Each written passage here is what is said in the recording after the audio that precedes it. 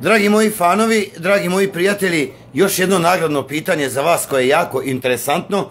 Ovo nagradno pitanje donosi 5 besplatnih ulaznica u vašem mjestu kada budemo gostovali. Znači imate 5 besplatnih ulaznica.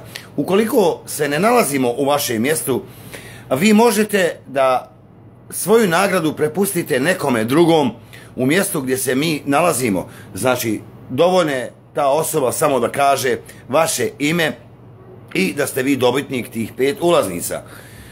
Pitanje nagradno glasi ovako. Ja i moja supruga imamo zajedničko dijete. Ja sam porijeklom iz Bosne, ona je porijeklom iz Crne Gore. Šta je to dijete? Iz Crne Gore porijeklom ili iz Bosne porijeklom?